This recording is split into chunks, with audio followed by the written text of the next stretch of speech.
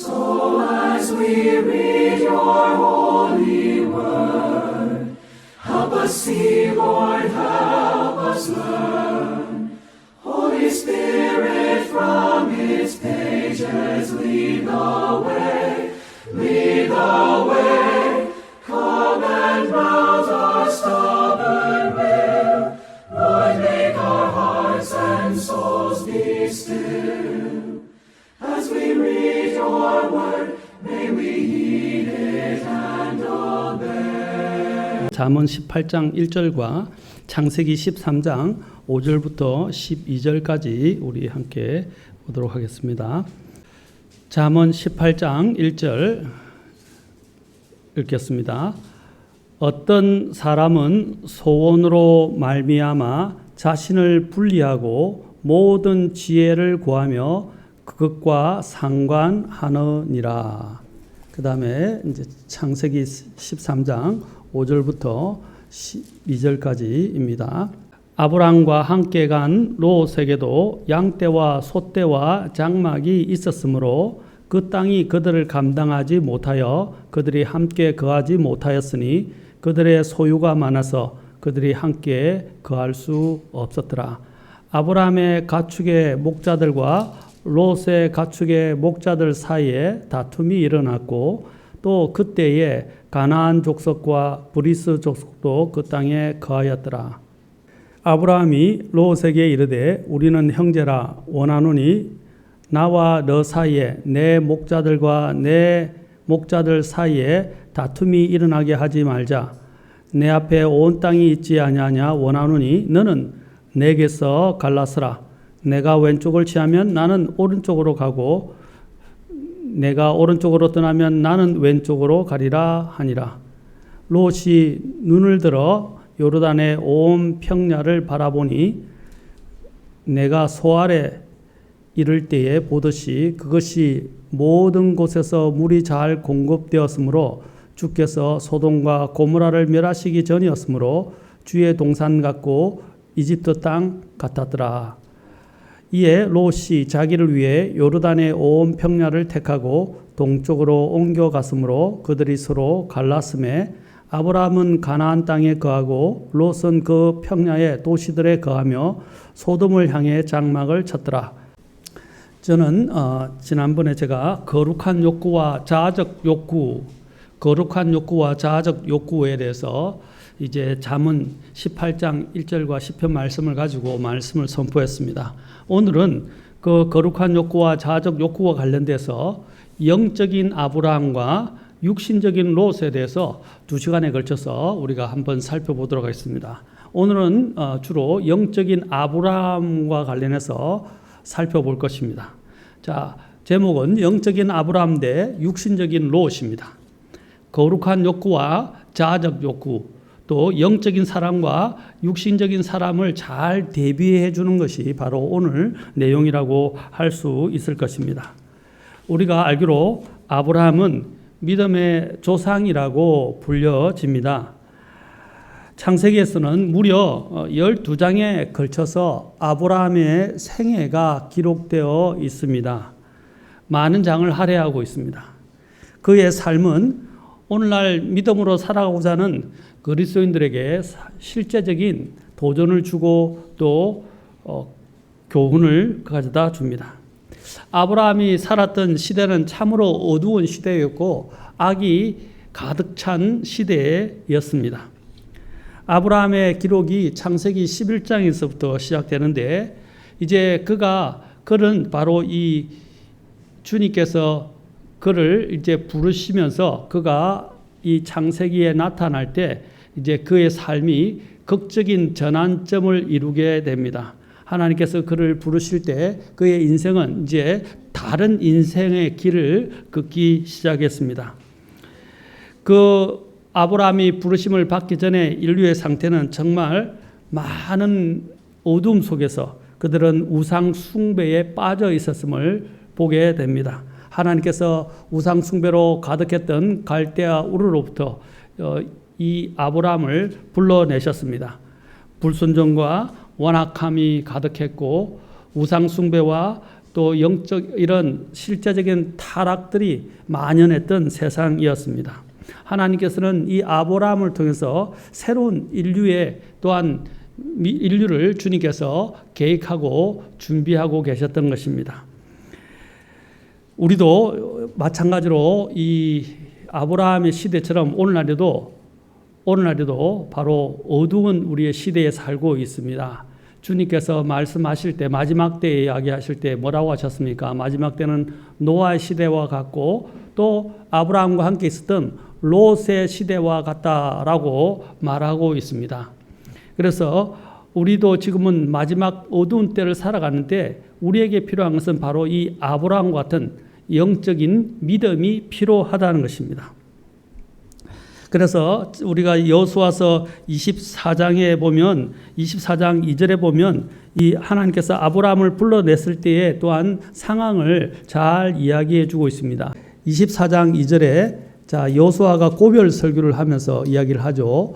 여호수아가 온 백성에게 이르되 주 이스라엘의 하나님께서 이같이 말씀하시기를 옛날에 너희 조상들 곧 아브라함의 아버지이자 나홀의 아버지인 데라가 강 저편에 거하며 다른 신들을 섬겼으나 내가 너희 조상 아브라함을 강 저편에서 취하여 가나안 온 땅으로 두루 인도하고 그의 씨를 번성하게 하며 그에게 이삭을 주었고 라고 말하고 있습니다.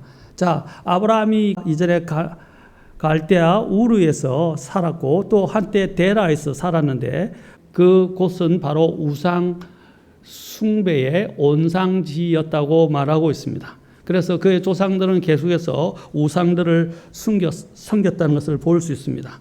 그리고 그는 갈대아 우르에 있었을 때 굉장한 부자였습니다. 그는 부유한 도시에 살았고 또 많은 부를 거느리고 살았던 사람이었습니다. 약 그 당시에 그곳에서 갈대아 우르는 한 30만 명의 사람들이 살고 있었다고 그래요. 요즘도 사실 우리나라 도시로 치면 보통 10만 명인가? 모르겠습니다. 도시의 기준이. 그렇죠? 그래서 도시의 기준이 이전에 요즘 기준들이 많이 달라졌는데 이제 몇십만 명이 되면 도시로 그죠? 성격을 하게 되죠. 요즘 그 당시에 30만 명이라고 그런다면 엄청난 인구였습니다. 그 가운데서도 그는 굉장히 부한 사람으로 살았습니다.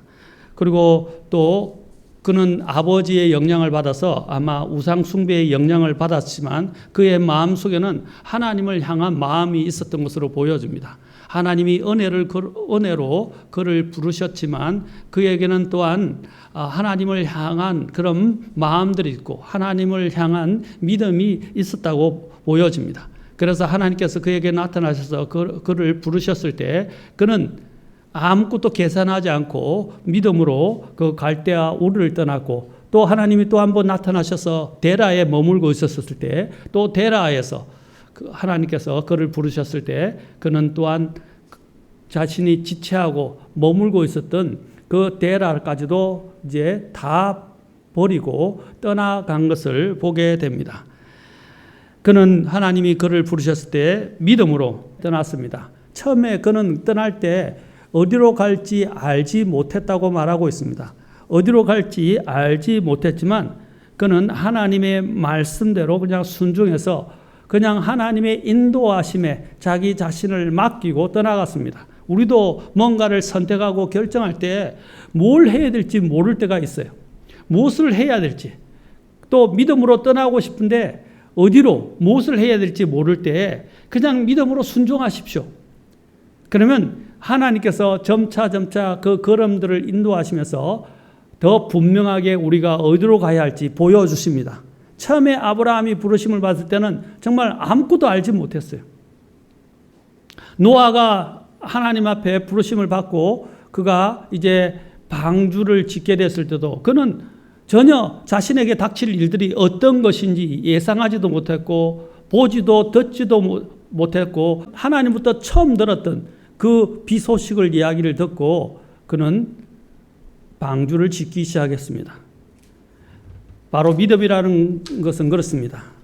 어떤 눈에 보이는 것들에 의해서 움직이지 않고 눈에 보이는 것에 움직이지 않고 눈에 보이지 않지만 하나님이 말씀하신 그 약속 하나님의 그 부르심에만 그냥 단순하게 순종하여 나아가는 것.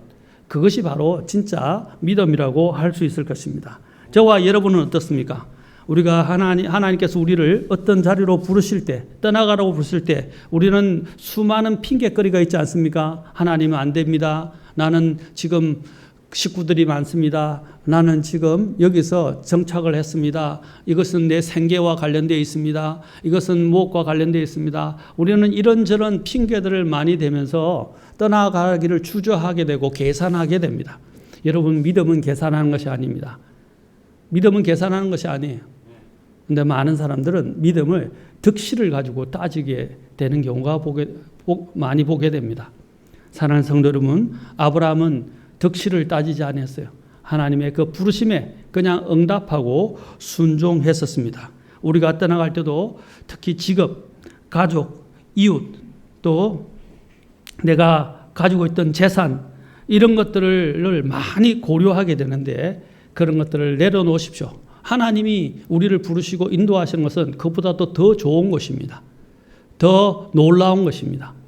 하나님은 또한 그보다도 더 많은 것을 주실 수 있는 것입니다. 하나님께서 아브라함을 부르셨을 때 아브라함의 이름을 아브라함에서 아브라함이라고 부르셨어요. 그렇죠?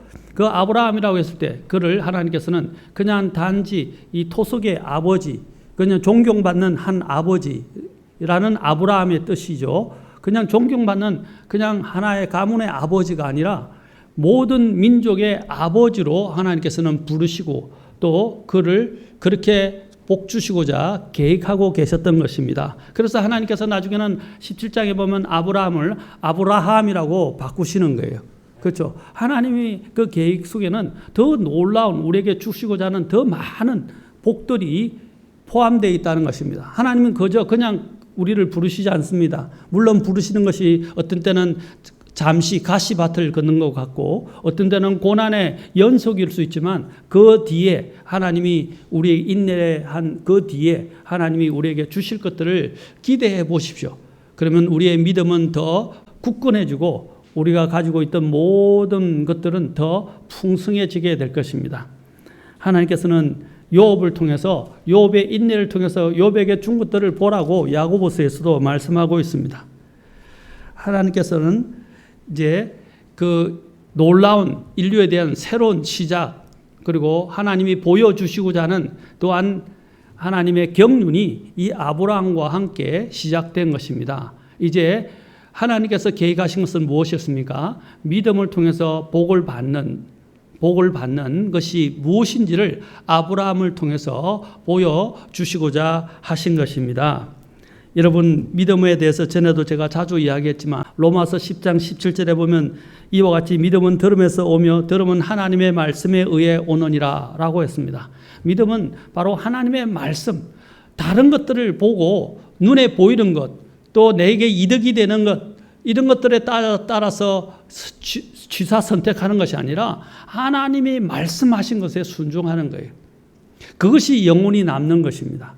그리고 그것이 바로 하나님의 칭찬을 받고 또 하나님께서 복 주시는 길이라는 것을 우리는 알아야 됩니다. 고향을 떠나는 것은 정말 위험천만한 일이었습니다. 그 당시에는 무엇입니까? 우리 지금처럼 안전이 보장되지 않습니다. 이 당시에 또 아브라함이 어디 여행을 하게 되거나 또 어디를 가게 된다는 것은 굉장한 위험이 도사리고 있었던 것입니다. 그러나 그는 자신이 가지고 안착했던 모든 터전과 유산과 또 친구들을 그리고 자신이 누리고 있었던 그 정착된 생활의 안정감뿐 아니라 재산들이 있었죠. 그것까지도 그는 다 버렸다는 사실입니다. 그는 믿음으로 이 모든 것들을 버릴 수 있었습니다. 여러분, 하나님과의 이런 관계를 우리가 깊이 있게 가지려면 우리가 분리해야 될 것들을 분리해야 합니다. 우리 사람들에게는 다 자기가 걸려 넘어지기 쉬운 또 믿음의 행진을 하는데 항상 우리의 발목을 잡는 아킬레스건과 같은 것들이 있어요. 아킬레스건이 그것이 무엇이든지 돈이 될 수도 있고 건강이 될 수도 있고 직업이 될 수도 있고 또 우리의 가족이 될 수도 있고 그것이 무엇이든지 우리는 하나님이 부를 때는 그것을 던져야 합니다. 버려야 합니다. 주님께서도 내 제자가 되려면 뭡니까? 그렇죠? 심지어는 아내나, 그렇죠? 부모나, 그렇죠? 또 자녀들까지도 하나님께서 다 덜 사랑해야 된다고 말씀하셨어요. 나를 사랑하면, 그렇죠? 아내나 자식을 두고 주님께서 나를 따르라고 주님께서 말씀하셨어요. 그것은 자녀들을 사랑하지 말라, 부모를 사랑하지 말라, 가족을 사랑하지 말라는 것이 아닙니다. 하나님보다 더 사랑하는 것이 다 우상숭배예요. 바로 하나님께서는 아브라함에게 그것을 보여주시고자 하셨던 것입니다. 고린도후서 5장 7절에 보면 우리는 믿음으로 걷고 보는 것으로 걷지 아니하노라 라고 말하고 있습니다. 우리 그리스도인들의 행보는 믿음으로 걷는 삶이에요. 눈에 보이는 것에 의해서 걷는 것이 아닙니다. 오늘 창세기를 우리가 살펴보겠지만 바로 창세기는 바로 이러한 아브라함의 믿음의 결단의 모습을 우리에게 잘 보여주는 것입니다. 그는 갈대와 우르를 떠날 때도 그렇죠? 믿음으로 떠났습니다. 맞습니까? 또한 나중에 여러분 가나안에 그가 정착하게 돼서 선택을 할 때도 믿음으로 선택했습니다. 눈에 보이는 것에 의해서 선택하지 않았다는 것입니다. 하나님께서는 항상 우리에게 믿음의 결단을 요구하실 때는 반드시 그 이후에 주실 복들을 항상 예비하고 있다는 것을 우리는 기억하고 명심해야 합니다. 하나님은 항상 큰 복을 주시려고 예비하고 계세요. 우리가 믿음으로 따르는지 안 따르는지 주님께서는 그것을 보고자 하시는 것입니다. 하나님께서는 아브라함이 그의 모든 재산과 유산을 버리고 갈대아 우르를 떠났을 때 더 큰 복을 준비해 놓으셨습니다. 그가 친족을 떠났을 때 더 많은, 그렇죠? 바다의 모래처럼 많은, 하늘의 별처럼 많은 그 자손들을 약속해 주셨죠. 그가 지금 이끌고 있는 많은 그 친족들, 누리고 있던 그 친족들보다도 더 많은 후손들을 주님께서 약속해 주셨습니다. 그가 또한 그 갈대와 우르라는 그곳의 지역, 그렇죠? 지역, 그 땅을 그가 믿음으로 버리고 떠났을 때 하나님께서는 그에게 무엇이었습니까? 내가 눈에 보이는 모든 것을 주시라고 말씀하셨어요. 그래서 동서남북을 바라보라 라고 오늘 본문에 나왔죠. 동쪽, 남쪽, 서쪽, 북쪽을 다 바라보라고 그랬어요. 그것을 다 주겠다고 그러셨어요. 그리고 온 가나안을 주셨어요. 그리고 자녀를 낳지 못하는 사라에게 또 무엇을 주셨습니까? 예, 아들을 주시겠다고 하셨습니다. 여러분, 아브라함이 떠났을 때는 자식이 없었어요. 그는 친족들은 많았습니다.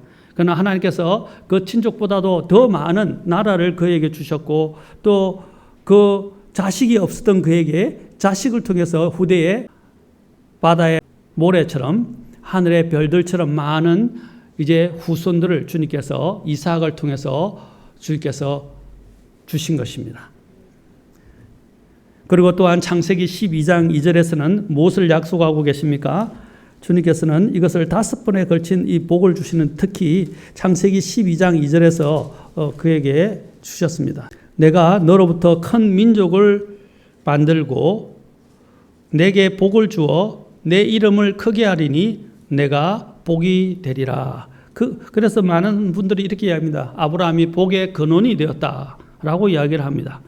자, 하나님께서는 그가 복이 되리라라고 말씀하셨습니다.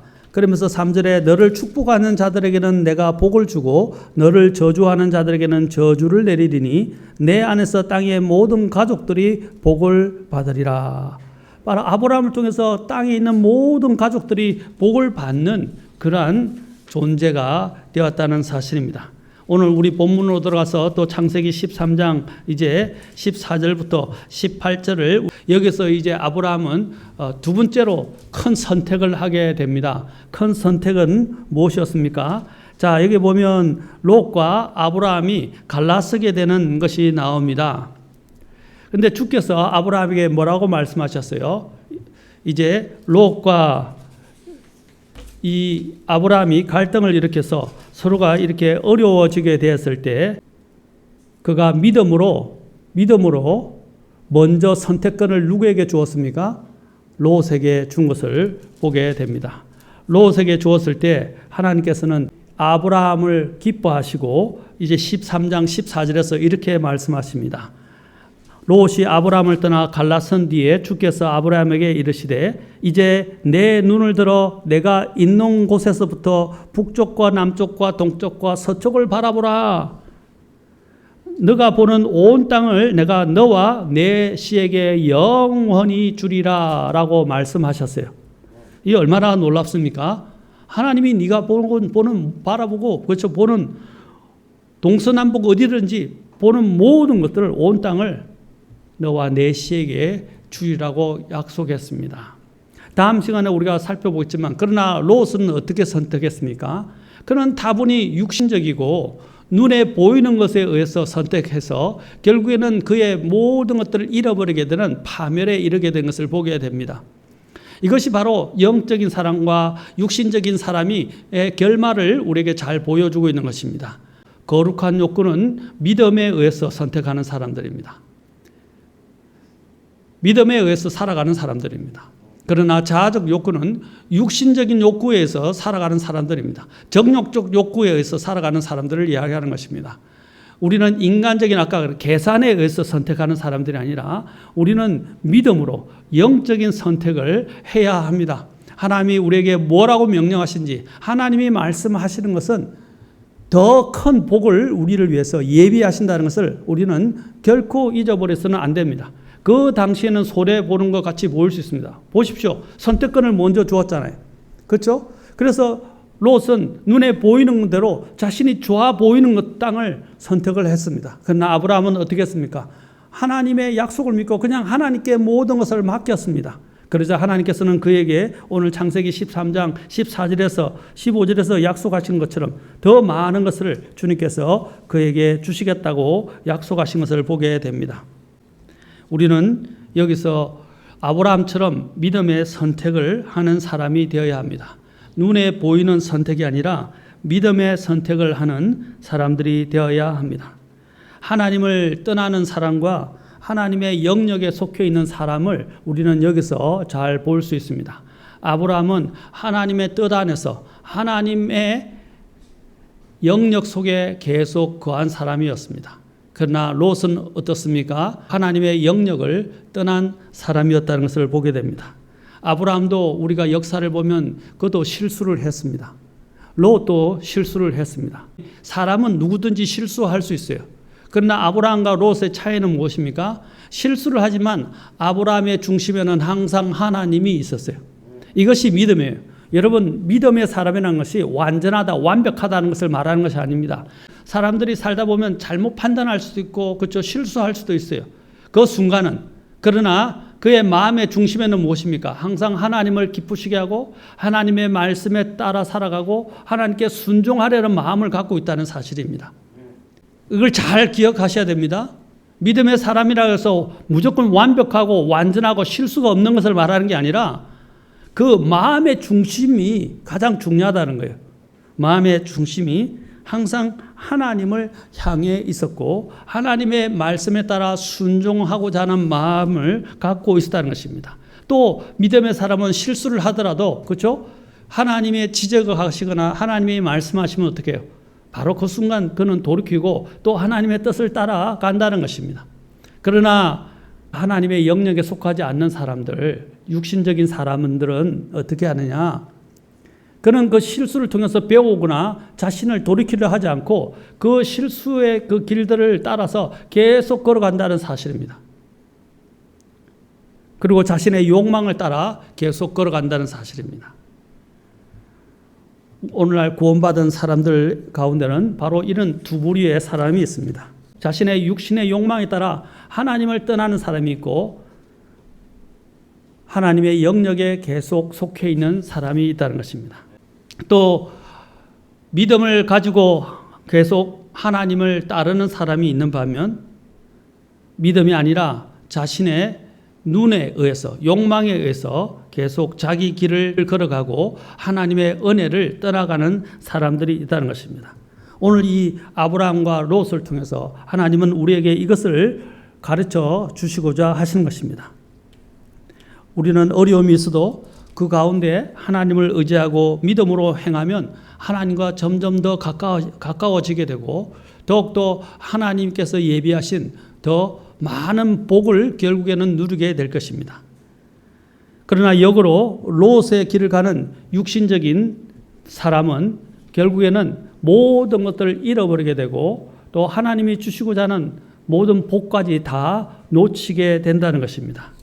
여러분, 하나님의 그 복과 은혜를 놓치는 사람들은 얼마나 불행한지 모릅니까? 그 당시에는 그것이 대단해 보이고 굉장히 성공한 것처럼 보이지만 결국에는 남는 것은 아무것도 남지 않습니다. 롯이 남았던 것은 무엇입니까? 쟤밖에 남지 않았어요. 주님께서 우리에게 말씀하신 것이 있어요. 사도 바울을 통해서 성령으로 시작했다가 육체로 끝마치겠느냐. 처음에 시작은 좋았으나 나중에는 하나님의 영역에 속하지 않아서 결국에는 육체로 불행하게 인생을 마치는 사람들이 있어요. 그리고 고린도전서에서 사도 바울이 그리스도의 심판석에 서게 될 때 우리가 받게 될 것들에 대해서 말하면서 불 가운데서, 그렇죠? 불을 통하여 불 가운데서 겨우 구원을 받은 사람들에 대해서 이야기하고 있습니다. 그렇죠? 하나님의 뜻을 쫓아서 믿음으로 계속 걸어간 사람들이 누리게 되는 그 상급과 또 하나님의 뜻에 따르지 않고 자기 욕심대로 자기를 위해서 살았던 사람들의 결국은 무엇입니까? 부끄러운 구원과 아무것도 그리스도의 심판석 앞에 섰을 때 아무것도 남아있지 않고 손실만 있게 되는 그런 모습을 고린도전서 3장에서 사도 바울이 잘 묘사하고 있다는 것을 우리는 기억해야 합니다. 여러분, 우리는 어떻게 믿음으로 순종할 수 있습니까? 지금 내가 하고 있는 일이 정말 하나님이 기뻐하시고 하나님이 원하시는 것이라는 것을 나는 확신할 수 있습니까? 지금 내가 하고 있는 어떤 일이라든지 내가 하고 있는 직업이라든지 내가 또 있는 그 장소라는 것들이 다 주님을 섬기는데 또 주님의 뜻을 행하는데 오히려 방해가 된다면 하나님은 그것을 떠나라고 나에게 말씀하십니다. 그것을 떠나라고 하실 때 나는 어떻게 하시겠습니까? 과연 그것을 버리고 떠날 수 있겠습니까? 이전에 제가 어릴 때 믿음 생활할 때 굉장히 주의를 지키는 문제 같은 경우도 철저하게 사실 강조했었습니다. 그것을 마치 율법처럼까지 강조될 정도로 율법을 지키는 것처럼 강조될 정도로 굉장히 강조했었어요. 그리고 심지어는 주일에 주님을 섬기고 예배하는 데 방해가 되게 한다면 그 직업을 버리라고까지 이야기했습니다.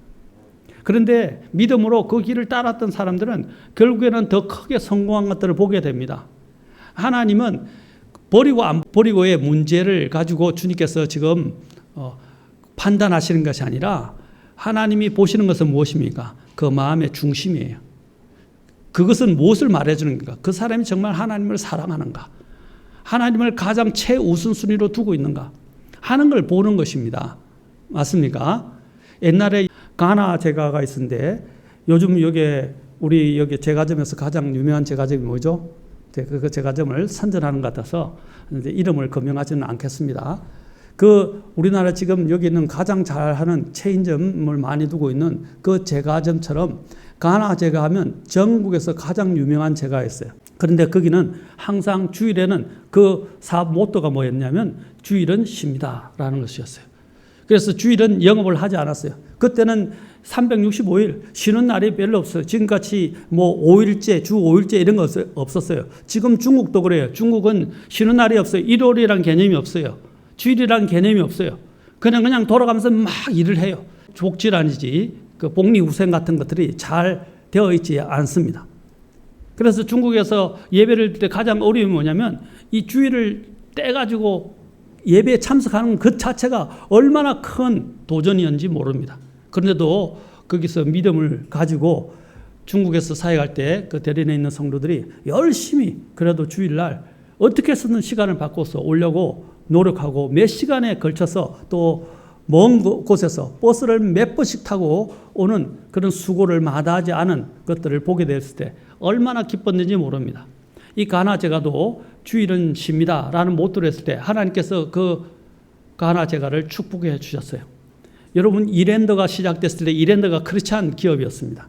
그런데 이 초창기에 제가 있을 때 그때 이랜더가 막 이제 시작할 텐데 많은 그리스도인들이 그곳에 가서 같이 힘을 더했는데 항상 거기서는 주님 중심적이었고 예배를 먼저 드렸고 또한 기도로 시작했으며 또한 거기서 그 수익의 몇 퍼센트, 2%인가 5%인가 2%로 들은 것 같은데 2%를 주님께 선교로 드리겠다라고 시작을 해서 시작되었습니다. 그런데 하나님께서 엄청난 복을 주셔서 지금은 대기업이 되었습니다.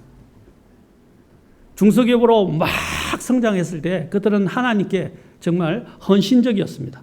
그리고 많은 그리스도인들이 거기에 같이 함께 했었습니다. 그런데 결국 돈이 사람들을 바꾸어 놨습니다. 이윤과 이익이 거기에 있는 정신들을 다 갉아먹었습니다. 제가 말씀드린 요지는 무엇입니까? 처음에 믿음으로 시작했으면 끝까지 믿음으로 가야 됩니다.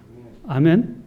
아브라함은 바로 처음부터 끝까지 믿음으로 살았던 사람입니다. 아멘. 그래서 그는 믿음으로 인해서 복을 받았습니다. 이제 갈라디아서 3장에 가서 보겠습니다. 갈라디아서 3장 7절부터 9절까지 그리고 11절 이렇게 보겠습니다. 갈라디아서 3장. 자, 갈라디아서 3장은 특히 아브라함의 믿음에 대해서 우리에게 잘 이야기를 해주고 있습니다. 아브라함의 믿음에 대해서 하나님께서 굉장히 칭찬하시고 계시는 내용이 여기에 나옵니다. 자, 그런즉 너희는 믿음에 속한 자들 곧 그들이 아브라함의 자손들인 줄 알지어다. 하나님께서 믿음을 통해 이교도들을 의롭게 하려 하심을 성경 기록이 미리 보고 아브라함에게 미리 복음을 선포하여 이르되 내 안에서 모든 민족들이 복을 받으리라 하였으니 3장 9절 같이 보겠습니다. 읽겠습니다. 시작. 그런즉 이와 같이 믿음에 속한 자들은 믿음이 충만한 아브라함과 함께 복을 받느니라. 여기서 3장 9절에서 믿음이 충만한 아브라함이라고 이야기하고 있죠. 이 사실 보면 믿음이 충만하다고 했을 때 이거는 그대로 이 직역에서 사실 번역한 것입니다. 원래 faithful이에요. faithful 이름 뭐죠? 신실하다는 뜻이, 그죠? 신실하다라는 뜻이 뭐냐? 원래는 faithful 뭡니까? 믿음이 원래는 충만하다라는 뜻이에요. 믿음이 충만하다. 자, 하나님께서 아브라함을 어떻게 평가하고 있습니까? 바로 믿음이 충만한 사람이었다라고 말하고 있어요.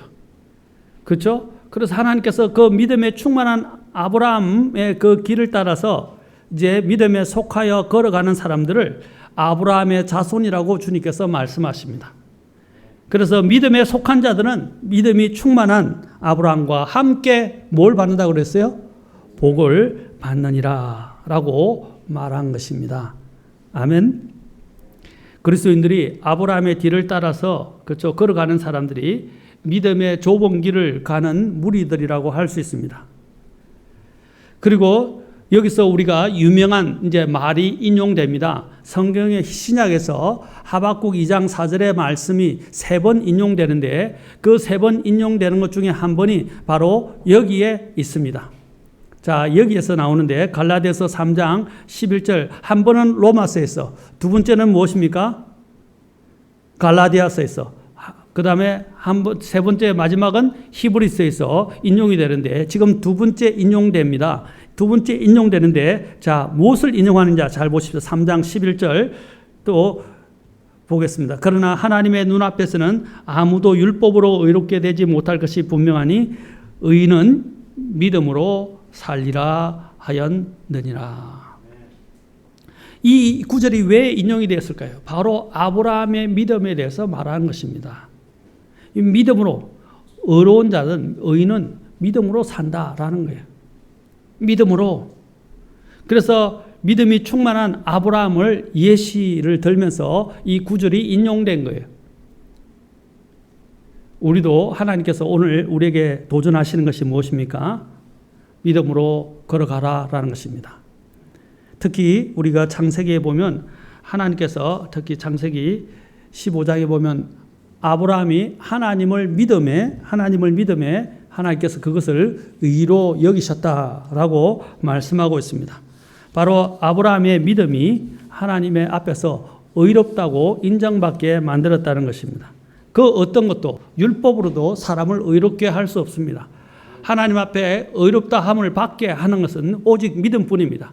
아브라함이 의롭게 된 것은 그의 행위가 아니라 그의 믿음에 의해서입니다. 그는 그 믿었다고 해서 말로만 믿은 것이 아니라 그 믿음에 따라 그는 어떻게 했습니까? 믿음대로 살아갔고 믿음대로 순종했습니다. 믿음은 말로만 외치는 것이 아니에요. 그 믿음은, 아브라함의 믿음은 산 믿음이었습니다. 그는 말로만 하나님을 믿는다고 하지 않았어요. 그는 말한 대로 하나님 앞에서 순종하며 걸어갔습니다. 그래서 히브리서에서 믿음으로 아브라함이, 그렇죠, 갈대아 우르를 떠나면서 아브라함에 대해서 언급하고 있습니다. 그가 갈 바를 알지 못했지만 떠났다고 말하고 있습니다.